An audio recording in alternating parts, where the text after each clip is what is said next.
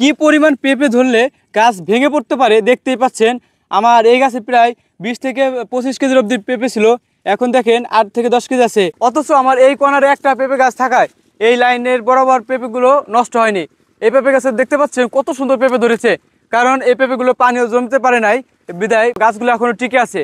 আর বুঝতেই পারছেন প্রত্যেকটা গাছ টিকে থাকলে কি পরিমাণ পেঁপে ধরতো, ঠিক এইভাবেই। দর্শক দেখতে পাচ্ছেন এই পেঁপে গাছটির কি অবস্থা হয়েছে। এখানে যে এটা গাছ রয়েছে তার দেখেন প্রায় মাছ থেকে একবার উপর পর্যন্ত পেঁপে রয়েছে, আর নিচেগুলো ছিঁড়া হয়েছে। এই যে পেঁপে আপনাদের দেখাতে যাচ্ছি, দেখেন পেঁপেগুলো এখনো নরম হয়ে গেছে, যে কোনো সময় খুলে খুলে পড়বে। কালকে এই গাছ থেকে কিছু পেঁপে সংগ্রহ করেছি, কারণ এই গাছটা হলো ভালো রয়েছে। দেখাইতে যাচ্ছি যে প্রথমে যে ফার্স্টে আমরা ভিডিওটা ছাড়িছি সেই আগের মতো এই গাছটা এখনো সতেজ রয়েছে।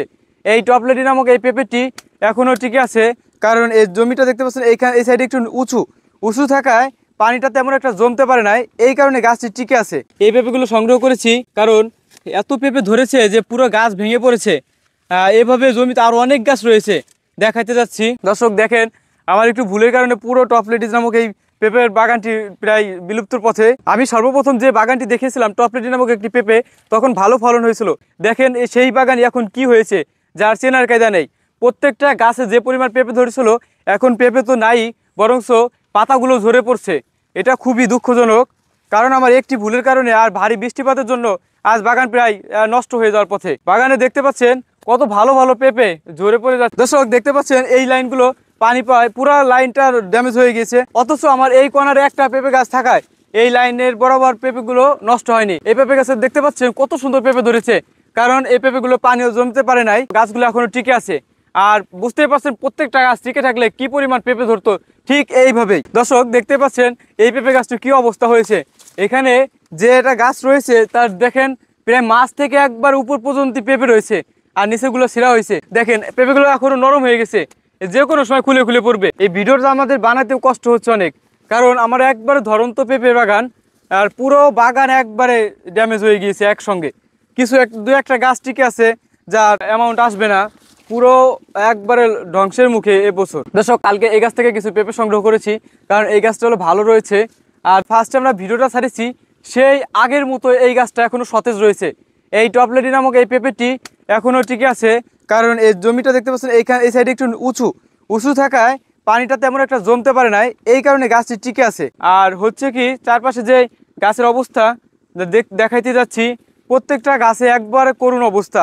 আর আপনাদের জন্য পরামর্শ দিব, আপনারা যদি আদর্শ অনুসারে বাগান করতে চান তাহলে এই পদ্ধতি ভুলেও অবলম্বন করবেন না, যাতে আমার বাগানটি পুরো নিঃস্ব হয়ে গিয়েছি। আপনাদের প্রথমেই ফার্স্টেই বলবো যে আপনারা বেড আকারে বাগান করুন। পেঁপে এমন একটি ফসল যা অন্যান্য ফসলের তুলনায় একদম বৃষ্টি নামলেই দুর্বল হয়ে পড়ে এবং গাছ নেতিয়ে পড়ে। যেহেতু অন্যান্য গাছ টিকে থাকতে কিছু সক্ষম 2-4 দিন, কিন্তু পেঁপেটা একদিনে পানি জলাবদ্ধ হয়ে থাকলে পুরো বাগান ড্যামেজ হয়ে যায়। আর প্রথমে বেড আকারে বাগান করার পর আপনারা দেখবেন পানিটা নিষ্কাশন হচ্ছে কিনা। এমন আছে যে মাঝ বরাবর ড্রেন অবধি পানিতে ভরে থাকে, সেটাও করা যাবে না কখনো, কারণ পেঁপের শিকড় থাকে একদম নরম থাকায় পানিটা দ্রুত কাজ করে, পানিটা দ্রুত পেঁপের শিকড়কে নষ্ট করে ফেলে, পচিয়ে ফেলে, যাতে দিন দিন পেঁপে গাছগুলো নেতিয়ে পড়ে এবং পরবর্তীতে মারা যায়। এটা আপনারা ভুলেও করবেন না, কারণ দেখেন পুরো বাগানটা দেখাইতে যাচ্ছি। এটা কিন্তু টপলেটি নামক এই পেঁপে খুবই ফলনদায়ক এবং দ্রুত বৃদ্ধি পায়, যাতে কৃষক দ্রুত লাভবান হতে সহায়ক। অথচ সেই বাগানটি দিন দিন নষ্ট হয়ে গিয়েছে, এটা খুবই দুঃখজনক।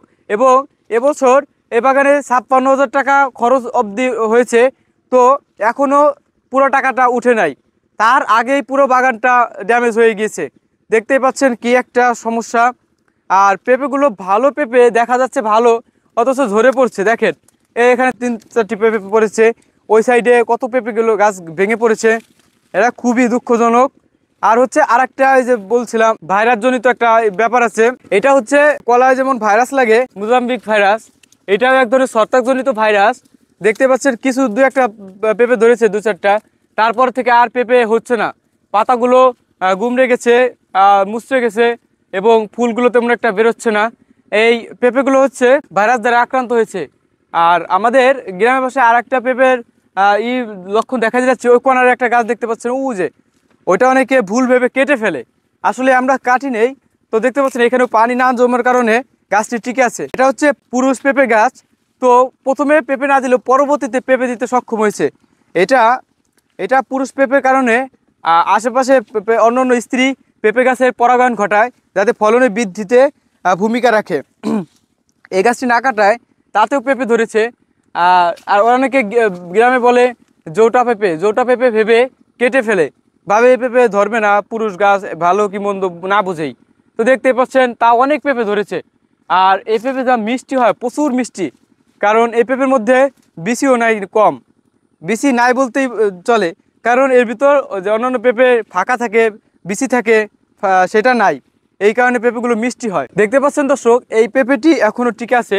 আর আপনারা যদি এমন পেঁপের আবাদ করতে চান, তাহলে একটু উঁচু রাখবেন, বেড আকারে ফসলি জমি করার চেষ্টা করবেন। কারণ পেঁপে হচ্ছে পানিতে কোনোভাবেই টিকে থাকতে পারে না। আর দেখাতে যাচ্ছি আপনারা আদর্শভাবে বাগান করুন, এবং আপনারা আমাদের মতো ভুল করবেন না। কারণ অনেক গাছ মারা গিয়েছে এই জমিতে। আর পানি নিষ্কাশনের ব্যবস্থা করবেন ড্রেন আকারে, কারণ পানি কোনোভাবেই জমতে দেওয়া যাবে না। পেঁপের বাগানে পানি জমে থাকলেই পেঁপের শিকড় পচে গিয়ে গাছ আস্তে আস্তে নেতিয়ে পড়ে পরবর্তীতে মারা যায়। তো এই ভুলটি করবেন না। আশা করি ভালো মতো এবং আদর্শ আকারে পেঁপে চাষ করার চেষ্টা করবেন। কোনোভাবেই পেঁপের বাগানে পানি জমতে দেওয়া যাবে না।